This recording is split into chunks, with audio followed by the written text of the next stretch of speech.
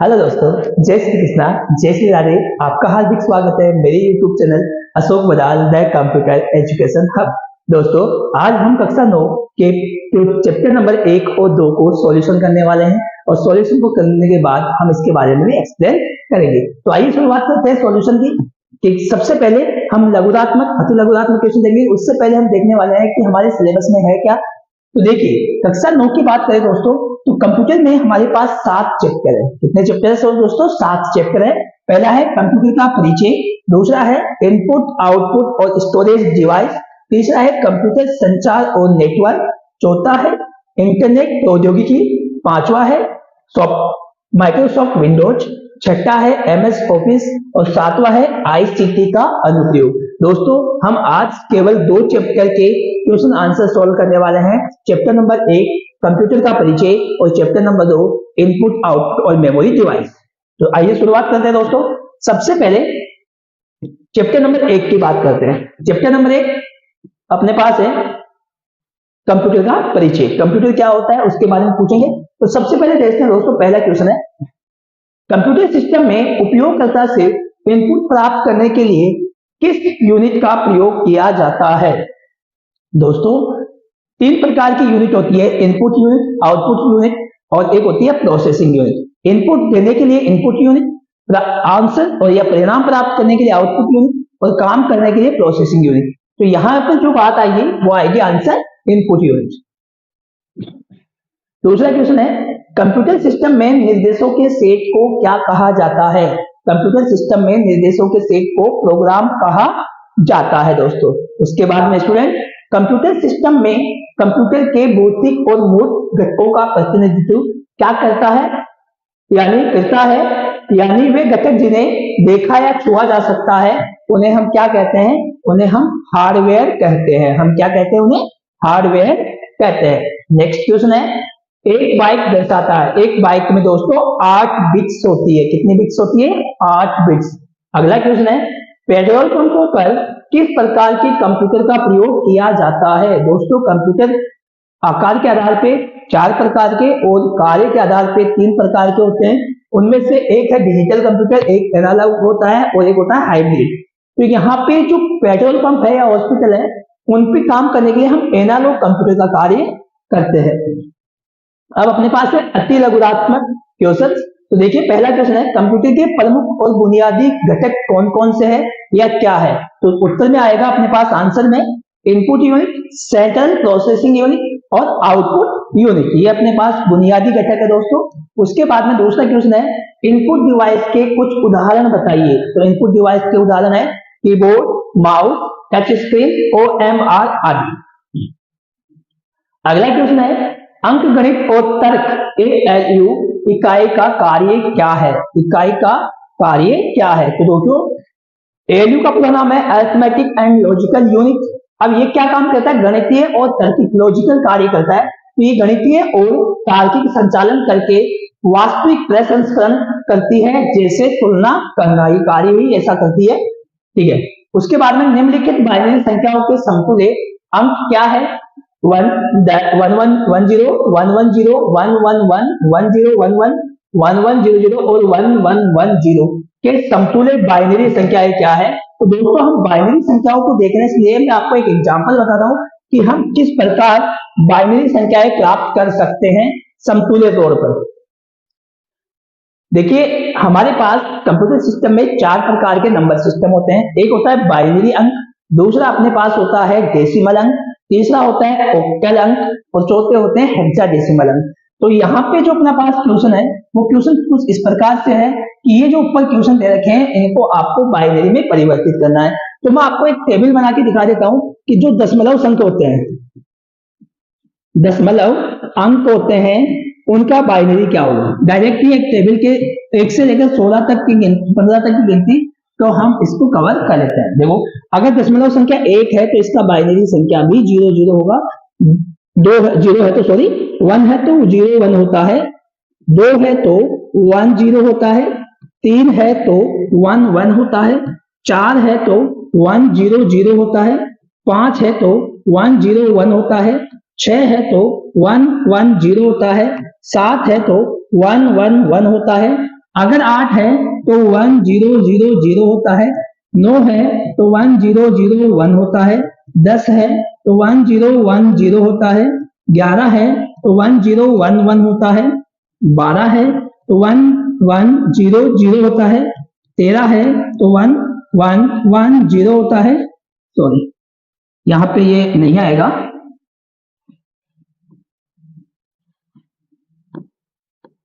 13 है तो 1101 होता है, और 14 है तो 1110 होता है, और 15 के लिए दोस्तों 111 होता है। 4 बार 1 होता है। ये हमारी एक टेबल है। इस टेबल के आधार पर हम आराम से किसी भी बाइनरी दशमलव संख्या जो 1 से लेकर 15 तक की है उसको हम बाइनरी में बदल सकते हैं। लेकिन अब अगर इनके अलावा भी क्वेश्चन आता है तो हम कैसे सोल्व करेंगे वो देखते हैं। तो हम उसको सोल्व करके आपको दिखा रहा हूं मैं आपको। देखिए, हमारे पास कोई भी इनमें से एक ले लेते हैं। जैसे हमने दिया 1011। अब ये कौन सी संख्या में है दोस्तों? बाइनरी में है। और इसको बदलना किसमें है? अपने को डेसिमल में बदलना है। किसमें बदलना है? डेसिमल में। दोस्तों सबसे पहले इनमें कुल संख्या गिनते हैं कि कितने संख्या है। 0, 1, 2, 3।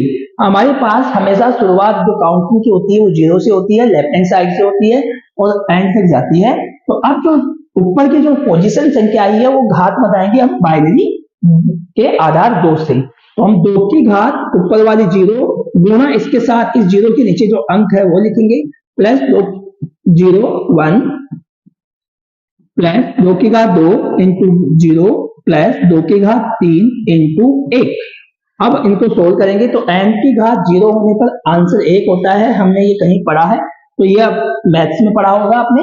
तो दोस्तों 2 की पावर 0 मतलब 1 इंटू 1 प्लस 2 इंटू 1 प्लस 0, क्योंकि किसी भी संख्या को 0 से गुणा करोगे तो क्या हो जाएगा दोस्तों? 0। और ये 8। आंसर कितना आ जाएगा? 1 प्लस 2 प्लस 8, तो 11 आंसर आ गया। और 11 किसमें आया? 10 में, यानी डेसिमल संख्याओं में। तो ये इस प्रकार हो गया। अगला क्वेश्चन अपने पास जो है वो है निम्नलिखित दशमलव संख्या 23.45 की तुल्य बाइनरी संख्या क्या है? 23.45 की तुल्य बाइनरी संख्या क्या है? तो दोस्तों हम यहां देखने वाले हैं कि तुल्य बाइनरी संख्या क्या होने वाली है। तो देखिए, हमारे पास है 23.45 और ये किसमें है दोस्तों? ये हमारे पास दशमलव में है और ये अब उल्टा काम करना है, बाइनरी में बदलना है। तो पहले हम इस पॉइंट से पहले वाली संख्या को लेंगे और उसमें हम 3 ऐसे टुकड़े करके इसको 23 यहां लिखेंगे। यहां जो शेष पल आएगा वो देखेंगे, शेष पल को यहां रखते हैं और ये 2 से ही इसको डिवाइड करना है बार बार। जब 23 में 2 से डिवाइड किया तो ये 11 बार गया, 11 गुना 22, 1 बच गया तो यहां रख दिया। फिर 2 से दिया तो 10 5 बार गया, 5 दूनी 10 और 1 बच गया। फिर 2 से दिया तो 2 दूनी 4 और 1 बच गया। फिर 2 से दिया, 2 एकम 2 और बचा कितना? 0। तो ये जो संख्या आई है उसको नीचे से ऊपर लिखेंगे। तो 10111, ये पॉइंट से पहले वाली 23 का अपने पास क्या हो गया? डिवाइड होके बन गया। अब अपने पास 0.45 है, 0.45 है, इसको हम 2 से गुणा करेंगे तो आ जाएगा 0.90। अब यहाँ पे जो पॉइंट की इधर वाली संख्या है उसको यहाँ से रखा यहाँ रख दो। फिर 2 से गुणा करो तो 1080 आ जाएगा, 1.80 आ जाएगा। इस 1 को यहाँ रख दो, फिर 2 से गुणा करो तो 1.60 आ जाएगा। इस 1 को यहाँ रख दो और फिर 2 से गुणा करो 1.20 आ जाएगा। फिर इसको यहाँ रख दो और ऐसे ही इसका आंसर आ जाएगा दोस्तों। ठीक है, ये बाइनरी में आ जाएगा। इस प्रकार हमारा ये क्वेश्चन सॉल्व होता है। अगला क्वेश्चन देखते हैं। अपना अगला क्वेश्चन है एटीएम का विस्तारित रूप क्या है? एटीएम का पूरा नाम होता है ऑटोमेटिक टेलर मशीन। क्या होता है? Automatic teller machine. उसके बाद में है डिजिटल कंप्यूटर के लिए किस तकनीक का उपयोग किया जाता है? तो डिजिटल कंप्यूटर के लिए बाइनरी तकनीक का प्रयोग किया जाता है। बाइनरी अंकों पर काम करता है कौन? डिजिटल तकनीक। या ये डिजिट्स, यहाँ डिजिटल की जगह सॉरी क्या लिखना? डिजिट, यानी 0 और 1 या बाइनरी अंकों पर काम करता है। सुपर कंप्यूटर का एक उदाहरण दीजिए। दोस्तों इंडिया का सबसे पहले जो कंप्यूटर सीरीज थी सुपर कंप्यूटर में वो परम थी, PARAM इसकी सीरीज है। उसके बाद में ALU का विस्तारित रूप क्या है? तो अरिथमेटिक एंड लॉजिक यूनिट, अंकगणितीय और तार्किक इकाई। किन्हीं 2 ऑपरेटिंग सिस्टम का नाम बताइए। यहाँ प्रकार है एकल उपयोगकर्ता यानी सिंगल यूजर ऑपरेटिंग सिस्टम और बहु उपयोगकर्ता मल्टी लेवल ऑपरेटिंग सिस्टम। लेकिन अगर आपसे दोस्तों ये पूछता है कि हमारे पास ऑपरेटिंग सिस्टम के उदाहरण क्या है, तो ओएस के ऑपरेटिंग सिस्टम के जो उदाहरण है, सिस्टम के उदाहरण, तो हमारे पास विंडो WINDOWS विंडोज, उसके बाद में लिनक्स LINUX, उसके बाद में UNIX या MAC मैक ऑपरेटिंग सिस्टम। ये ऑपरेटिंग सिस्टम के उदाहरण है और वो है उसके प्रकार। लघु उत्तरीय प्रश्न यानी लघुरात्मक। कंप्यूटर क्या है, तो कंप्यूटर एक इलेक्ट्रॉनिक उपकरण है या मशीन है जो इनपुट स्वीकार करता है और निर्देशों के एक सेट के अनुसार डेटा को प्रोसेस करता है और कुछ सार्थक आउटपुट देता है, उसे क्या कहते हैं अपन, कंप्यूटर कहते हैं। अगला क्वेश्चन है प्रोग्राम क्या है, तो निर्देशों के समूह को क्या कहते हैं, प्रोग्राम कहा जाता है। निर्देशों के समूह को प्रोग्राम कहा जाता है। अगला है कंप्यूटर की विशेषताएं क्या है, तो कंप्यूटर की 6 विशेषताएं हैं, गति, विश्वसनीयता, शुद्धता, बहुमुखी प्रतिभा, भंडारण क्षमता और परिश्रम। उसके बाद अपने पास जो नेक्स्ट क्वेश्चन है दोस्तों वो है कंप्यूटर की सीमाएं क्या है। देखिए हमें सबको पता होती है कि अगर किसी चीज में कोई गुण है, करेक्टर्स में कोई फायदा है, विशेषता है, तो उसमें कोई ना कोई कमी भी होगी। तो कंप्यूटर में भी कुछ कमियां है। तो देखिए कंप्यूटर में इंसानों की तरह कोई IQ नहीं होती, इसे हर कदम पर निर्देशों की जरूरत होती है, ये खुद अपना काम नहीं कर सकता, इसको ह्यूमन बीइंग जो उपयोग करता है वो ही काम करवाने के लिए होता है।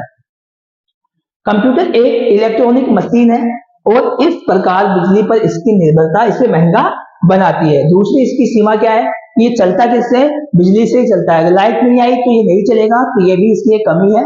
और उसके बाद में इसके IQ के कारण कंप्यूटर में निर्णय शक्ति की कमी होती है, ये खुद सोच विचार करके कोई भी फैसला नहीं ले सकता है, ये इसकी नेक्स्ट कमी। अगला क्वेश्चन अपने पास है कंप्यूटर के उपयोगों की सूची बनाइए कि कंप्यूटर का दोस्तों उपयोग कहाँ कहाँ होता है। तो इंटरनेट के लिए कंप्यूटर का उपयोग होता है, व्यापार के लिए होता है, बैंकिंग के लिए होता है, शिक्षा के क्षेत्र में होता है, घर पे मनोरंजन के लिए होता है, गेम खेलने के लिए होता है और हर डिपार्टमेंट में होता है। अगला है हार्डवेयर और सॉफ्टवेयर में अंतर। तो सबसे पहले सॉफ्टवेयर को पढ़ते हैं। कंप्यूटर सॉफ्टवेयर प्रोग्राम और प्रक्रियाओं का एक संग्रह है जो कंप्यूटर को विभिन्न प्रकार के कार्यों को करने के निर्देश देता है। एक सॉफ्टवेयर हार्डवेयर की क्षमता को बढ़ाता है और कंप्यूटर को इनपुट, प्रोसेसिंग और आउटपुट जैसे ऑपरेशन करने का निर्देश देता है। अगला अपने पास क्वेश्चन है हार्डवेयर कंप्यूटर के भौतिक और मूर्त घटकों का प्रतिनिधित्व करता है और अर्थात वे घटक जिन्हें हम देखा और छुआ जा सकता है उन्हें हार्डवेयर कहते हैं। उदाहरण keyboard, mouse, printer, monitor, hard disk, CD, DVD, CPU, motherboard, RAM, ये सब हार्ड डिस्क के उदाहरण है। तो दोस्तों सॉफ्टवेयर क्या होते हैं और हार्डवेयर क्या होते हैं, वे डिवाइस जिनको हम छू सकते हैं, देख सकते हैं, हार्डवेयर कहलाते हैं। और कंप्यूटर के वो भाग जिनको हम छू नहीं सकते, देख नहीं सकते और वो निर्देशों का सेट होते हैं या समूह होते हैं, उन्हें क्या कहते हैं, सॉफ्टवेयर। अगला है अपने पास रैम और रोम क्या है, इसका विस्तारित रूप भी बताइए। देखिए रैम और रोम का विस्तारित रूप तो है कि रैम का पूरा नाम है रैंडम एक्सेस मेमोरी और रोम का है रीड ओनली मेमोरी। अर्थात ये रैम की बात करें तो ये मेमोरी अस्थायी होती है या अस्थिर होती है, ये अस्थिर नहीं होती यानी स्थिर होती है और स्थायी होती है। रैम हम रैम में मौजूद डेटा को पढ़ और लिख सकते हैं, बल्कि इसमें केवल हम पढ़ सकते हैं। हम बात करते हैं रैम अनुप्रयोगों का प्रोग्राम को संग्रहित करता है। रोम कंप्यूटर के शुरू करने के लिए प्रारंभिक प्रोग्राम को संग्रहित करता है। नेक्स्ट और लास्ट है कि रैम और SD RAM, DG RAM, SD RAM और DDR रैम के प्रकार है। ये रैम के इतने प्रकार है और रोम के प्रकार रोम, EPROM, EEPROM और रोम है, मास्टर रोम है।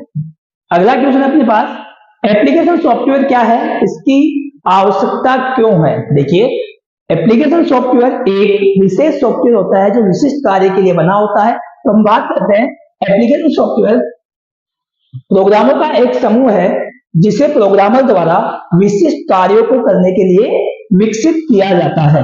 यह सॉफ्टवेयर तभी चलाया जा सकता है जब कंप्यूटर में सिस्टम सॉफ्टवेयर मौजूद हो।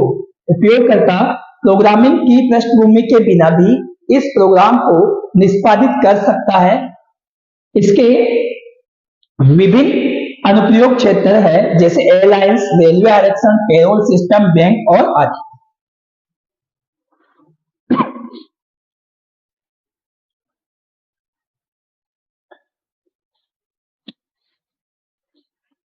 अगला क्वेश्चन है अपने पास, सुपर कंप्यूटर की विशेषताएं बताइए। तो देखिए दोस्तों, सुपर कंप्यूटर की यहाँ पे 3 विशेषताएं अपन पढ़ने वाले हैं। पहली है, यह एक अत्यंत तेज कंप्यूटर है जो प्रति सेकंड करोड़ों निर्देशों को निष्पादित कर सकता है। दूसरा है, इसका उपयोग बड़ी मात्रा में डेटा संग्रहित करने के लिए किया जाता है। अगला है, यह बहुउपयोगकर्ता कंप्यूटर प्रणाली है, उदाहरण परम और क्रे सीरीज। लास्ट क्वेश्चन है इस चैप्टर का, अनुवादक का क्या महत्व है? अनुवादक क्या होते हैं, इसका क्या महत्व है? तो इसका उपयोग उपयोगकर्ता की भाषा को मशीन या बाइनरी भाषा में बदलने के लिए किया जाता है। इसका उपयोग कहाँ होता है? बाइनरी भाषा में बदलने के लिए किया जाता है। किसका? अपनी जो हमारी ह्यूमन लैंग्वेज है उसको। दोस्तों, इस प्रकार चैप्टर नंबर 1 हमारा पूरा होता है और अब हम चैप्टर नंबर 2 के क्वेश्चन आंसर सॉल्व करने वाले हैं। तो आइए एक बार फिर, अध्याय 2 है इनपुट, आउटपुट और संग्रहण उपकरण। पाठ का नाम यह है। पहला क्वेश्चन है, न्यूमेरिक कीपैड का उपयोग किसके लिए किया जाता है? दोस्तों, न्यूमेरिक कीपैड का प्रयोग किसके लिए किया जाता है? टेक्स्ट प्रोसेसिंग के लिए? नहीं। ग्राफिक्स कार्य के लिए? नहीं। बैंकिंग कार्य के लिए? हाँ। तो आंसर क्या आएगा? बैंकिंग कार्य के लिए। अगला है, माउस एक क्या है? तो दोस्तों, माउस क्या है? Input device. क्या है? Input device. अगला क्वेश्चन है, मीट्रिक प्रकार की गति होती है। मीट्रिक प्रकार की क्या गति होती है? तो 10 बार प्रति सेकंड। कितने बार होती है? 10 बार प्रति सेकंड। अगला अपने पास क्वेश्चन है, मॉनिटर पर उपयोगकर्ता के लिए उपलब्ध अंतिम आउटपुट को क्या कहते हैं? हमारे पास अगर मॉनिटर पे आंसर आ रहा है, यहाँ पे देखो कागज पे आता तो उसको हम प्रिंटिंग पे आता तो उसको हार्ड कॉपी कहते हैं। अगर कागज पे प्रिंट होके आता है या बैनर पे छप के आता तो हम उसको क्या कहते हैं? Hard copy. लेकिन ये तो मॉनिटर पे आ रहा है, सीडी डीवीडी में आ रहा है, तो हम उसको कहेंगे सॉफ्ट कॉपी। क्या कहेंगे दोस्तों? Soft copy. निम्नलिखित में से मुद्रण की कौन सी तकनीक टाइपराइटर के समतुल्य है? तो इसका आंसर है प्रभाव मुद्रण, यानी टच करने वाला मुद्रण। अगला क्वेश्चन है अपने पास, ड्रम प्रिंटर एक प्रकार का है। तो देखिए दोस्तों, प्रिंटर अपने पास 3 प्रकार के होते हैं। पेज प्रिंटर, पहले तो अपन बेसिक देखें तो 2 प्रकार के होते हैं, नॉन इंपैक्ट प्रिंटर और नॉन इंपैक्ट। लेकिन उसके अंदर देखें तो पेज प्रिंटर, लाइन प्रिंटर और करेक्टर प्रिंटर। उनमें से ड्रम जो प्रिंटर है वो है करेक्टर प्रिंटर का। उसके बाद की बात करें, प्राथमिक भंडारण माध्यम कौन सा है? इनमें से जहां पे डाटा को सेव किया जाता है वो होती है मेमोरी। उसके बाद ऑप्टिकल तकनीक का उपयोग किसके लिए किया जाता है? किसके लिए हम ऑप्टिकल तकनीक का प्रयोग करते हैं? तो आंसर आएगा सीडी रोम। सीडी रोम के लिए। अगला क्वेश्चन है, माइक्रोफ्लोपी की स्टोरेज क्षमता कितनी होती है? इसका आंसर सी है 1.44 MB। कितनी होती है? 1.44 MB। आंसर है सी। अब अपने पास है अति लघुत्मक क्वेश्चन। इस चैप्टर के अति लघुत्मक क्वेश्चन की बात करते हैं। तो डिस्क पर पढ़ने और लिखने के लिए किस डिवाइस का उपयोग किया जाता है? दोस्तों, डिस्क पर पढ़ने और लिखने के लिए रीड एंड राइट हेड का प्रयोग किया जाता है। उसके बाद में है, मॉनिटर पर छोटे छोटे बिंदुओं को क्या कहते हैं? मॉनिटर पर छोटे छोटे बिंदुओं को पिक्सल कहते हैं। अगला है, डॉट मैट्रिक्स प्रिंटर किसका उदाहरण है? तो इसका आंसर है इंपैक्ट प्रिंटर का। डॉट मैट्रिक्स प्रिंटर जो है वो इंपैक्ट प्रिंटर का उदाहरण है। अगले है, फ्लॉपी डिस्क के बीच के छेद को क्या कहते हैं? देखिए दोस्तों, फ्लॉपी डिस्क आती थी, उसमें एक छोटा सा माइनर सा होल होता था, उसे हम इंडेक्स होल कहते हैं। अगला है, मेमोरी के प्रकार बताइए। तो मेमोरी बेसिकली दो प्रकार की होती है, प्राथमिक मेमोरी और द्वितीयक मेमोरी। प्राथमिक मेमोरी और द्वितीयक मेमोरी। मॉनिटर का क्या महत्व है? देखिए, मॉनिटर का क्या महत्व है। कंप्यूटर मॉनिटर एक आउटपुट डिवाइस है जो यूजर इंटरफेस और यूजर द्वारा मांगी गई जानकारी को प्रदर्शित करता है।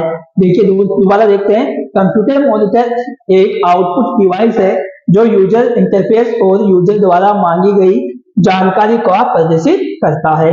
अगला क्वेश्चन है अपने पास, इन्हें दो इनपुट और आउटपुट डिवाइस के नाम बताइए।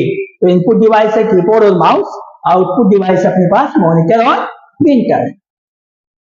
नेक्स्ट क्वेश्चन है, लेजर प्रिंटर के लिए कौन सी तकनीक का प्रयोग किया जाता है? तो लेजर तकनीक के लिए अपने पास है लेजर बीम का प्रयोग किया जाता है। नेक्स्ट क्वेश्चन है अपने पास, प्रोजेक्टर का क्या महत्व है? प्रोजेक्टर किस काम में आता है? तो इसका उपयोग मानचित्र, chart, graphics, electronics circuit design आदि को प्रिंट करने के लिए किया जाता है।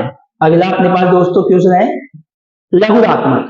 किसी दस्तावेज को सॉफ्ट कॉपी और हार्ड कॉपी में क्या अंतर है?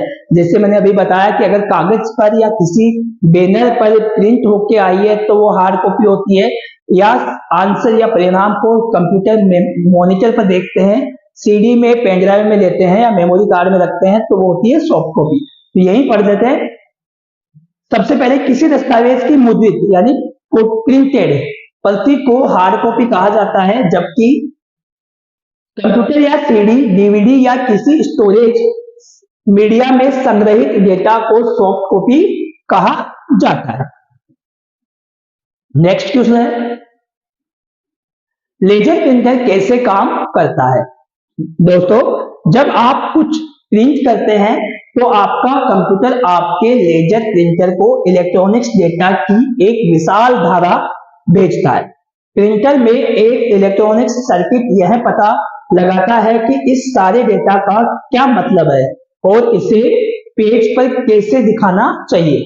यह प्रिंटर के अंदर एक ड्रम पर लेजर बीम को आगे पीछे स्कैन करता है, जिससे स्टैटिक बिजली का एक पैटर्न बनता है।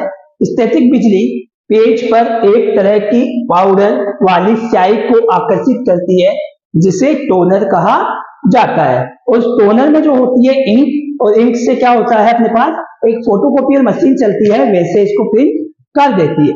तो फोटोकॉपियर मशीन के तरह फ्यूजन यूनिट टोनर को कागज से जोड़ देता है। तो दोबारा देख लीजिए नेक्स्ट क्वेश्चन अपने पास, इंपैक्ट और नॉन इंपैक्ट प्रिंटर में क्या अंतर है? दोस्तों, इंपैक्ट प्रिंटर जब प्रिंट हेड पर लगे छोटे वायर पिन कागज से शारीरिक यानी फिजिकली या डायरेक्ट टच में रूप से संपर्क में आते हैं करके इंक रिबन से टकराते हैं तो टेक्स्ट और इमेज बनते हैं। डॉट मैट्रिक्स प्रिंटर इसका उदाहरण है। नेक्स्ट है इसी का नॉन इंपैक्ट प्रिंटर, कागज पर बिना किसी प्रभाव के टेक्स्ट और ग्राफिक्स तैयार करना। इंकजेट और इसके लेजर इसके उदाहरण है इंपैक्ट प्रिंटर के। अब नेक्स्ट करते हैं नॉन इंपैक्ट के बारे में। माउस के क्या उपयोग है? दोस्तों, माउस है क्या? माउस एक इनपुट डिवाइस है। हम सिंपल भाषा में कहें तो माउस एक इनपुट डिवाइस है जो इनपुट देने के लिए उपयोग में आती है। साथ में ये हमें ये बताती है कि हमारा जो हाथ चल रहा है माउस के ऊपर, हमारा कर्सर किस पहुंच तक जा रहा है और हमें किसको क्लिक करना है। तो देखिए, माउस एक ऐसी चीज है जिसे आप अपने डेस्कटॉप पर दबाते हैं ताकि आपकी स्क्रीन पर कर्सर पॉइंटिंग डिवाइस घूम सके। तो माउस का काम यह पता लगाना है कि आपका हाथ कितना और किस दिशा में घूम रहा है। माउस के दो मुख्य प्रकार है और वे यह काम दो अलग अलग तरीकों से करते हैं। पहला, रोलिंग रबर माउस का उपयोग करके बॉल टाइप माउस में, और दूसरा होता है आपकी डेस्क के लाइट को उछालकर ऑप्टिकल माउस में। दो प्रकार के माउस होते हैं, बॉल टाइप माउस और ऑप्टिकल माउस। जॉयस्टिक और लाइट पेन में क्या अंतर है? जॉयस्टिक और लाइट पेन में क्या अंतर है, हम ये देखने वाले हैं। तो जॉयस्टिक क्या होती है? कंप्यूटर में जॉयस्टिक एक कर्सर नियंत्रण उपकरण है जिसका उपयोग कंप्यूटर गेम और सहायक तकनीक में किया जाता है।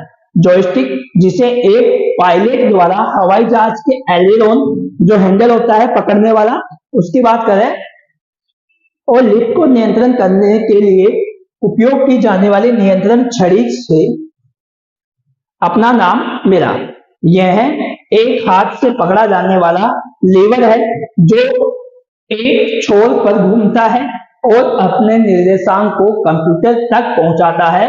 इसमें अक्सर एक या अधिक पुश बटन होते हैं जिन्हें स्विच कहा जाता है, जिनकी स्थिति को कंप्यूटर द्वारा भी पढ़ा जा सकता है। वैसे जॉयस्टिक किस काम में आता है दोस्तों? जॉयस्टिक हमारे कंप्यूटर सिस्टम में मनोरंजन के क्षेत्र में गेम्स को खेलने के लिए किया जाता है। जो हैंडल होता है जिसमें विभिन्न प्रकार के स्विच होते हैं और वही होता है जॉयस्टिक। इसका दूसरा भाग है लाइट पेन क्या है? तो एक लाइट पेन एक कंप्यूटर इनपुट डिवाइस है जो प्रकाश संवेदनशील छड़ी के रूप में कंप्यूटर के सीआरटी डिस्प्ले के साथ मिलकर उपयोग करते हैं। नेक्स्ट क्वेश्चन अपने पास, प्लॉटर के प्रकारों के नाम बताइए कि प्लॉटर कितने प्रकार के होते हैं। दोस्तों सबसे पहले तो प्लॉटर क्या होता है? एक प्रकार का प्रिंटर है जो बड़े मात्रा में बड़ी संख्या में प्रिंट करने के लिए काम में आता है। प्लॉटर एक प्रिंटर है जो एक या अधिक स्वचालित पेन के साथ कागज पर रेखा चित्र बनाने के लिए कंप्यूटर से आदेशों की व्याख्या करता है। एक नियमित प्रिंटर के विपरीत प्लॉटर वेक्टर ग्राफिक्स फाइलों को या कमांड से सीधे निरंतर बिंदु से बिंदु रेखाएं खींच सकता है। प्लॉटर के विभिन्न प्रकार है। पहला है ड्रम प्लॉटर, एक ड्रम के चारों ओर लिपटे कागज पर खींचता है जो प्लॉट की एक दिशा बनाने के लिए घूमता है जबकि पेन दूसरी दिशा में प्रदान करने के लिए कहता है। तो पहला नाम है ड्रम प्लॉटर। दूसरा है फ्लैट बेड प्लॉटर, यह सपाट सतह पर रखे कागज पर खींचता है। और इलेक्ट्रोस्टैटिक्स प्लॉटर सकारात्मक रूप से चार्ज किए गए टोनर के साथ नकारात्मक रूप से चार्ज किए गए कागज पर खींचता है। तो दोस्तों तीन प्रकार के प्लॉटर हुए अपने पास। पहला जो है वो है अपने पास ड्रम प्लॉटर, दूसरा है फ्लैट पैरेलल प्लॉटर और तीसरा है इलेक्ट्रोस्टैटिक्स प्लॉटर। नेक्स्ट क्वेश्चन है सीडी रोम क्या है, इसका उपयोग की क्या व्याख्या कीजिए। सीडी रोम क्या है और इसके उपयोग की व्याख्या करते हैं। CD ROM compact disc read only memory. CD ROM का पूरा नाम क्या है? Compact disc read only memory. CD का एक रूपांतर है, जो पहले सीडी आती है उसी का एक भाग है जिसे टेक्स्ट और ग्राफिक्स के रूप में कंप्यूटर डेटा को स्टोर करने के लिए डिजाइन किया गया है। साथ ही हाई फाई स्टेरियो साउंड भी इसमें काम में लिया जा सकता है। सीडी रोम का प्रारूप ऑडियो सीडी के समान ही है।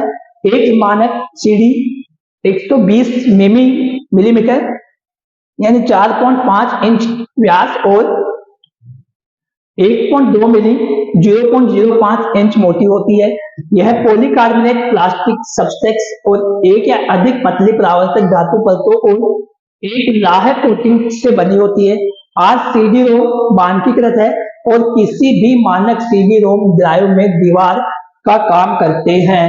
सीडी रोम ड्राइव संगीत के लिए ऑडियो कॉम्पैक्ट डिस्क भी पढ़ सकते हैं, हालांकि CD player CD ROM disc को नहीं पढ़ सकता है।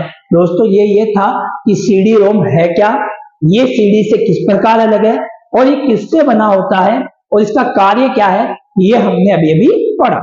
अगला दोस्तों इस प्रकार हमारे 2 चैप्टर पूरे होते हैं और हम नेक्स्ट वीडियो में चैप्टर नंबर 3, 4 और 5 को एक साथ पढ़ेंगे। जब तक के लिए धन्यवाद। आप लाइक कीजिए, सब्सक्राइब कीजिए, अगर आपने अभी तक नहीं किया तो अपने दोस्तों को बिल्कुल शेयर कीजिए।